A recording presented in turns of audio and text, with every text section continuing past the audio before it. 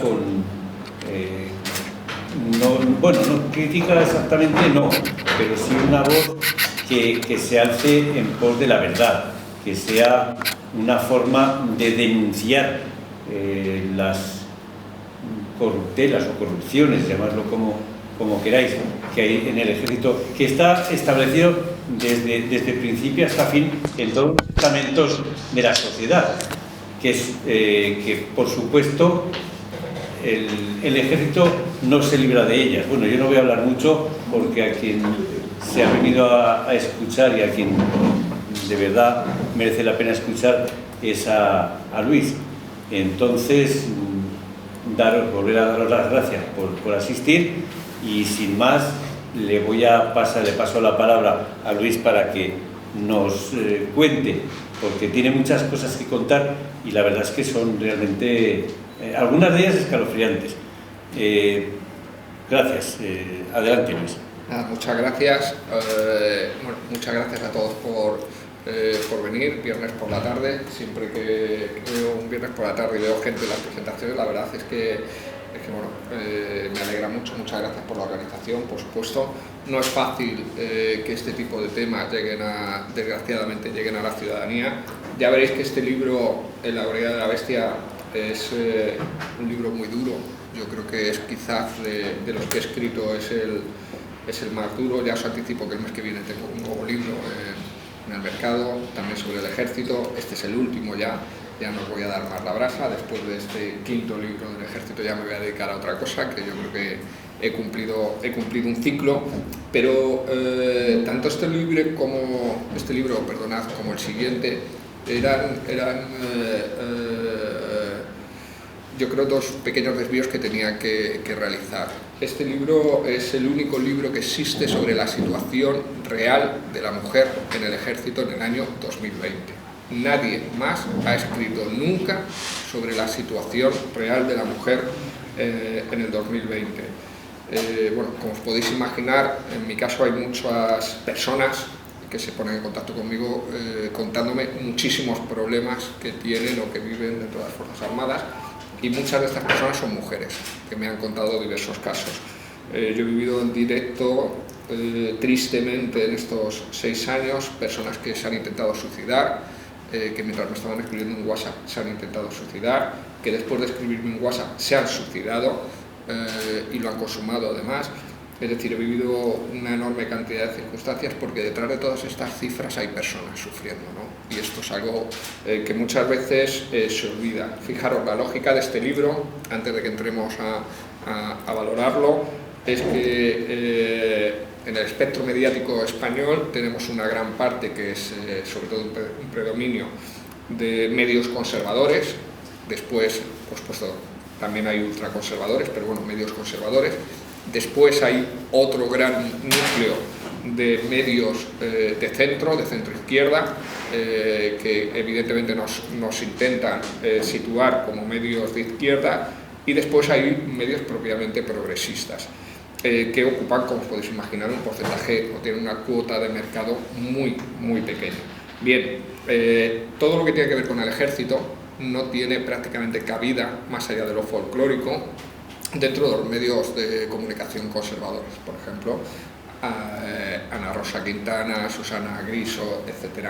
No le van a dar mucha cancha a esto, salvo que sea una cuestión sensacionalista o sea una cuestión de que ellos puedan explotar de alguna forma o tergiversar.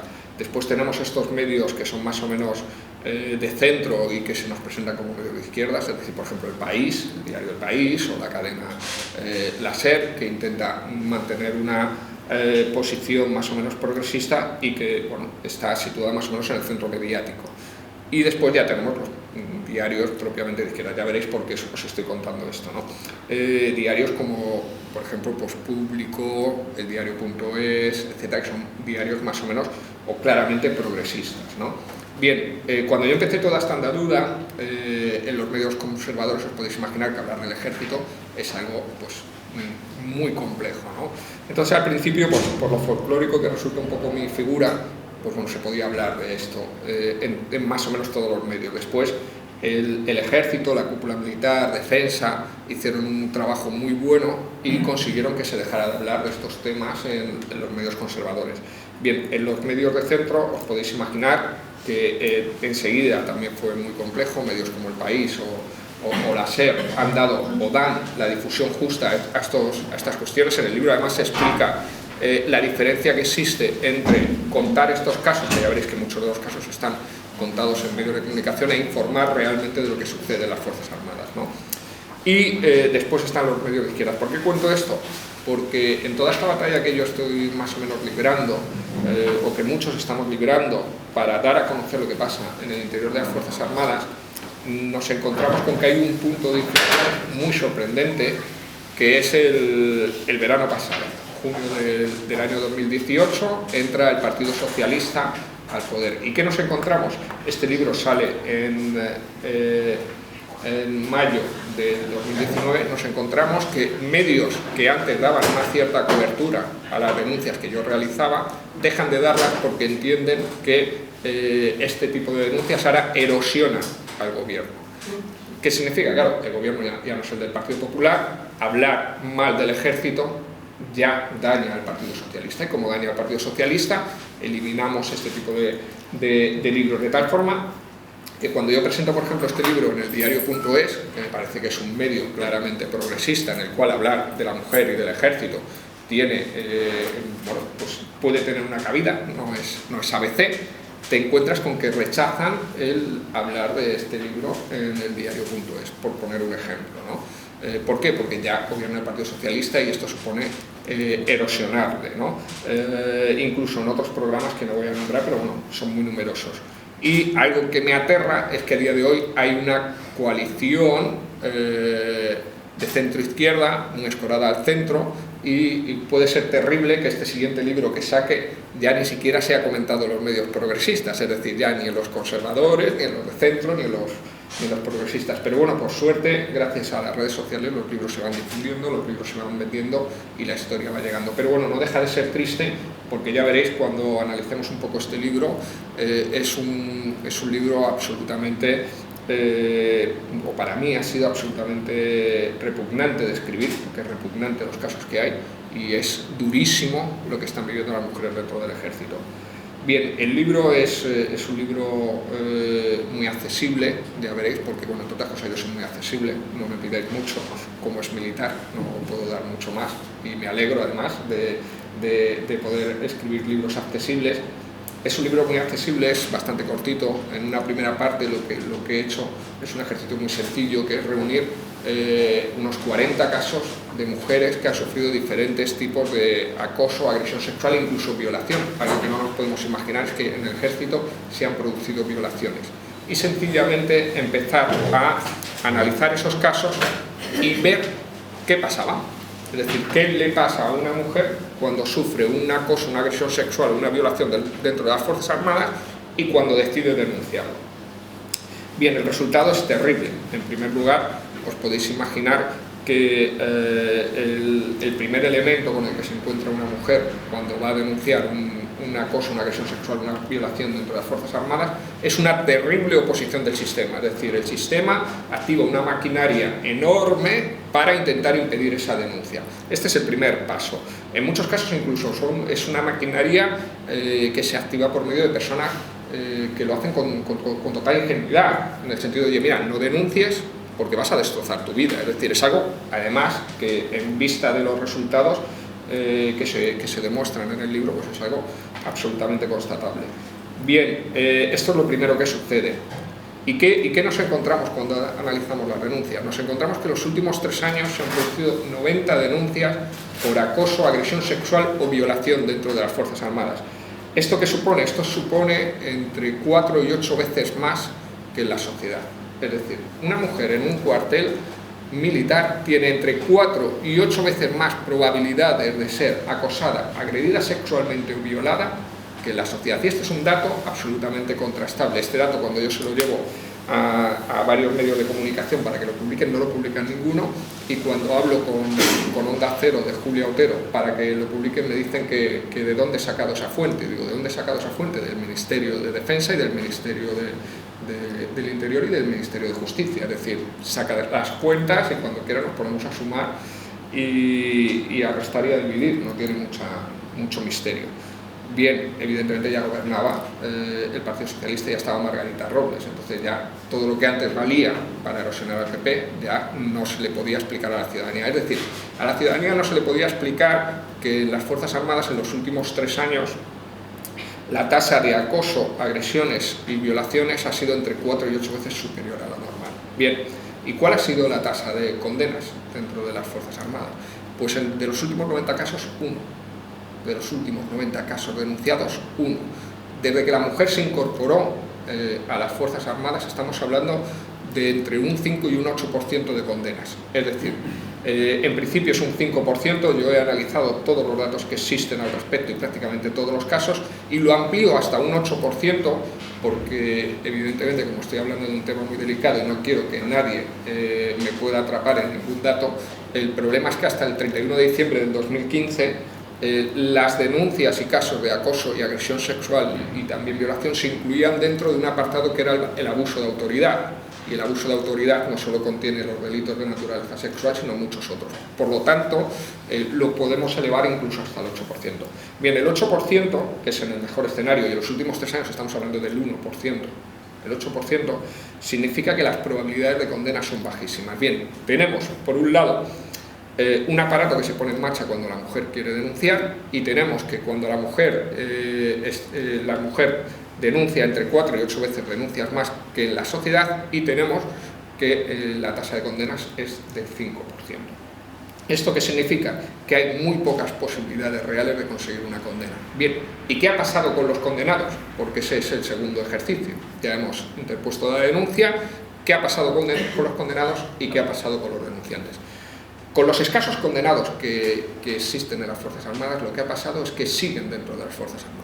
Es decir, no se les ha expulsado. Estamos hablando de un capitán condenado por 28 agresiones sexuales, un coronel por 4 agresiones sexuales, un teniente por un intento de violación, etc. Es decir, la mujer sufre una mayor tasa de agresiones, acosos y violaciones dentro de las Fuerzas Armadas. Su posibilidad de condena es bajísima una vez que decide denunciarlo y superar todas las barreras que se le interponen, pero además estos condenados siguen dentro de las Fuerzas Armadas.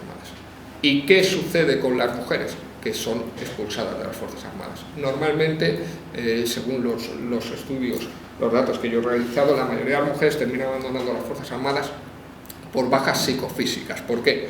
Porque la baja psicofísica es casi la única posibilidad que encuentra la mujer militar ante el acoso que sufre y la única posibilidad que tiene de tener una cierta cobertura económica una vez que sea expulsada. Bien, y además eso es algo muy positivo para el sistema, porque tú te estás yendo por loca. Y como tú te vas por loca, pues bueno, te expulsamos por loca, te pagamos por loca, pero claro, como estás loca, bueno, esto que has contado seguramente será falso. Entonces es una salida muy airosa para el propio sistema. Fijaros qué edificio tan tétrico. Dentro de este edificio, una vez que nos ponemos a analizar los casos, hay unos casos absolutamente terribles. Por supuesto, las violaciones son, los relatos de violaciones son absolutamente asquerosos, el comportamiento de los militares es terrible. Además, encontramos no solo un aparato que intenta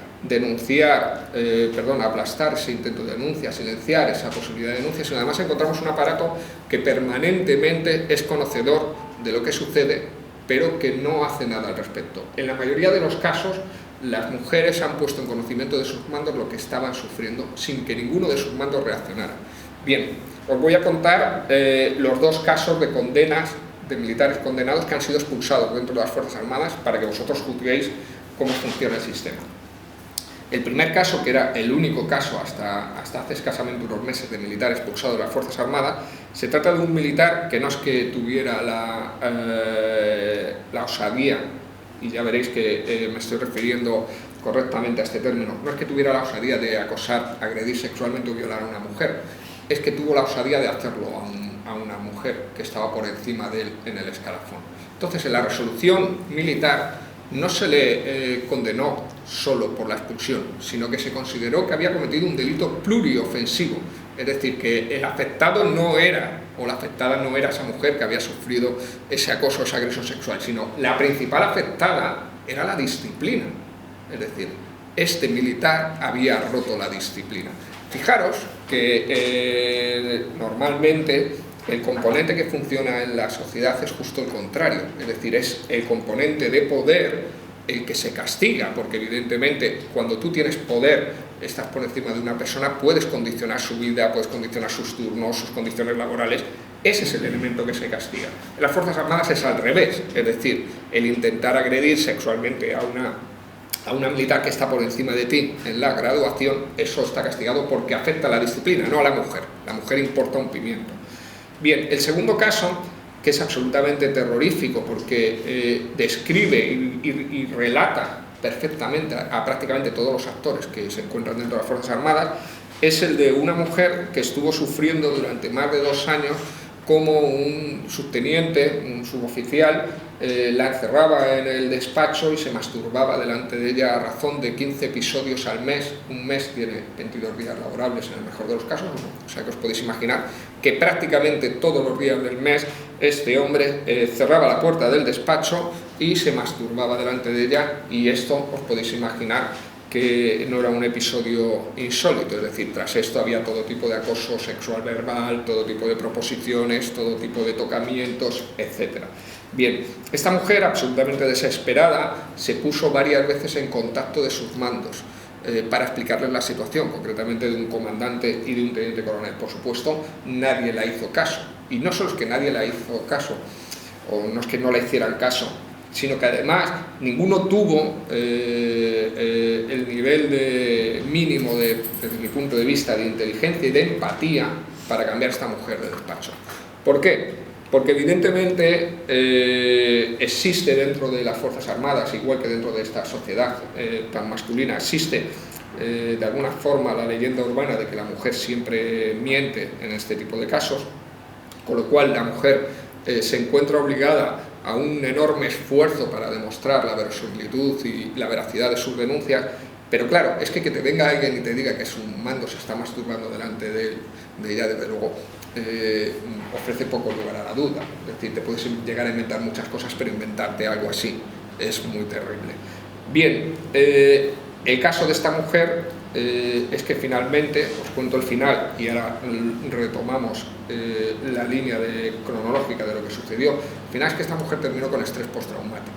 Estrés postraumático es lo que sufren los hombres y las mujeres cuando están en una guerra y viven episodios absolutamente dramáticos. Es decir, esta mujer sufrió la presión por parte de este militar como si hubiera estado en una guerra. Bien, finalmente esta mujer, absolutamente desesperada, consigue hacerle una fotografía al mando mientras este se está masturbando. Entonces ella entiende que por fin ya se ha acabado su calvario ha terminado. Bien, se equivocaba. ¿Qué es lo que sucedió? Sucedió que fue a su mando, le enseñó la fotografía de su mando, del subteniente masturbándose, y le dijo: ¿ves? Esto es lo que llevo denunciando, que lleva pasando 2 años. Y el mando le dijo: bueno, vamos a activar el protocolo antiacosos, te vamos a cambiar de despacho, pero con el jurídico delante le intentaron convencer de que aquello no era tan grave. Bueno, esto no es grave. Es decir, al final tú llevas aquí 2 años soportando que un pervertido se esté masturbando delante tuya y esto no es grave. Es decir, no lo denuncies. Tal es la situación que la mujer no interpone una denuncia en el ámbito militar, sino que termina yendo a una comisaría de policía e interponiendo una denuncia. Esto es muy grave porque demuestra la disfunción del sistema. No solo demuestra que esa mujer no ha confiado en lo militar, sino que se ha ido a una comisaría a interponer una denuncia, sino además demuestra que esos mandos militares, que tenían la obligación de denunciar esos episodios antes de tener la fotografía, pero una vez que tienen la fotografía deberían de haber denunciado esos episodios, no lo hicieron. No solo no lo hicieron, sino que no consideraron grave que un compañero suyo se estuviera masturbando en el despacho delante del resto de mujeres o delante de una mujer. O sea, fijaros hasta qué nivel de perversión llegamos. Bien, continúa el periplo de esta mujer, este caso llega a juicio, por supuesto, este caso estaba condenado al fracaso, y Margarita Robles, la compañera de Zaida Cantera, una persona que tanto ha sufrido dentro de las Fuerzas Armadas, no tuvo otra ocurrencia el año pasado que expulsar a esta mujer. Es decir, la expulsó, y la expulsó además 3 meses antes del juicio, y la expulsó sin pensión, sin pensión y sin indemnización. Bien, esta mujer, como muchas otras, estaba condenada al desastre. ¿Qué es lo que sucedió? Que bueno, se alinearon todos los astros y resulta que, claro, el año pasado, como bien sabéis, hubo unas elecciones y el abogado de esta chica no es otra persona que Antonio Suárez Valdés. Antonio Suárez Valdés, para los que no lo conozcáis, es la pareja de Begoña Villacís. Begoña Villacís, supongo que sí que la conocéis bastantes más, es una persona que está en Ciudadanos, en la Comunidad de Madrid, en el Ayuntamiento de Madrid. Entonces, en este contexto político, este abogado entendió que sacar este caso a la luz podía erosionar al Partido Socialista y, por lo tanto, beneficiarles políticamente. Con lo que en marzo, un mes y medio antes de las elecciones, sacaron este episodio con el apoyo de una gran cantidad de medios de derecha, conservadores, que en cualquier otro caso no le habrían hecho ni puñetero caso a lo que estaba sucediendo, pero en este caso en concreto sí que lo contaron. Entonces, esto provocó que el Ministerio de Defensa se moviera, readmitieran a esta mujer y después finalmente a este subteniente le condenaran. ¿Y por qué le condenaron? Aparte de por la presión mediática, por un elemento clave, y es que este hombre ya estaba retirado. Entonces, claro, como ya estaba retirado, condenar a un retirado, le iban a condenar igualmente, no hay ningún problema, y expulsarle, pues tampoco hay problema, te expulso de donde ya no estás. Con lo cual, el sistema básicamente sigue funcionando igual. ¿Por qué hago mención al Partido Socialista? Porque me parece muy importante que nos demos cuenta de hasta qué punto el Partido Socialista es un auténtico fraude. Muchas veces, o bien también ocurrió en abril del año pasado, muchas personas estaban muy contentas diciendo por fin hemos parado a la derecha, ha ganado el PSOE. Bueno, ha ganado el PSOE ha gobernado 23 años en este país y el Partido Popular 15, con lo cual si pensamos que toda la responsabilidad de lo que sucede a día de hoy es del Partido Popular, pues creo que nos estamos equivocando. Desde luego en el ámbito de defensa, con toda seguridad. Hay más casos que se relatan en el libro que yo creo que son muy reveladores. De todos ellos, quizás uno, que aunque no sea el más repugnante, me parece un caso que retrata perfectamente a la cúpula militar. Fijaros, se trata, y también por supuesto al Partido Socialista, de paso, se trata de unas hijas de militares, ni siquiera estoy hablando ya de militares, sino hijas de militares, que fueron acosadas sexualmente por un coronel en una residencia de estudiantes. De nuevo estamos ante un pervertido que acosó como mínimo en un año a más de 40 hijas de militares. La situación fue absolutamente desesperante. De nuevo un padre denunció, pero como el padre era suboficial, os podéis imaginar, la denuncia de un padre suboficial denunciando que su hija la está acosando un coronel, es como, bueno, esto no puede tener verosimilitud porque es un suboficial el que está denunciando a un coronel. Obviamente desestimaron la denuncia y continuaron como si allí no pasara nada.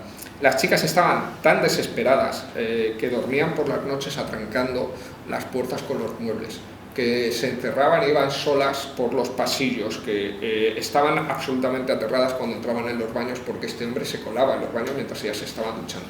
Absolutamente terrorífico este escenario. Bien, finalmente, absolutamente desesperadas, enviaron una carta a la entonces ministra de Defensa, Carme Chacón, la primera mujer ministra, podéis imaginar, la del capitán Mandefirmes y todo esto, y ya como tenemos una ministra mujer, pues ya, por supuesto, todo lo que le sucede a la mujer es maravilloso. Es como hoy que han nombrado a una directora a una mujer directora de la Guardia Civil, y bueno, ya hemos nombrado una directora mujer de la Guardia Civil, el año pasado nombramos, o este año también, el año pasado nombraron a una mujer general, pues ya está, el problema de la mujer ya no existe, es algo absolutamente increíble, y lo increíble es que esto se consuma con total naturalidad, ¿no? Bien, estas mujeres enviaron esta carta, como digo, entonces creo que, no recuerdo quién era su gemad, pero igual alguno podéis hacer un ejercicio y recordar quién era. En este contexto, 40 hijas de militares que firmaron esa carta, 20, pero se sabe que fueron 40, sufrieron acosos sexuales por parte de un coronel y seguramente agresiones sexuales por parte de un coronel. La decisión de la ministra de Defensa y del entonces GEMAT, jefe de Estado Mayor para la Defensa, fue castigar durísimamente a este coronel. Debió pensar, oye, has acosado, has agredido sexualmente a nuestras hijas, vamos a darte un castigo que nunca olvidarás. Y le jubilaron. Decidieron que el castigo era jubilar. Esto es un castigo que no vas a olvidar nunca, te vas a ir a tu casa, jubilado, y te vas a dedicar a acosar o agredir sexualmente pues, a las hijas de los vecinos, supongo, o a ir a los colegios detrás de niñas. Esto es absolutamente terrible, pero lo peor con todo no es esto. Fijaros, lo peor es que estas chicas no eran militares. Entonces, al no ser militares, hubiera bastado con una sola denuncia. Hubiera bastado con que uno de los 40 padres militares o madres hubiera denunciado este caso ante la jurisdicción ordinaria para que se hubiera destapado todo el pastel. Seguramente estamos hablando de un pastel terrible, porque si 40 hijas de militares fueron acosadas en un año, es de suponer que este coronel los años anteriores se debió de dedicar a hacer cosas similares. Me extrañaría mucho que alguien perdiera la cabeza de la noche a la mañana y le diera por estos comportamientos tan generalizados con tantas mujeres y que los años anteriores no lo hubiera hecho. Es decir, podemos estar hablando quizá del mayor depredador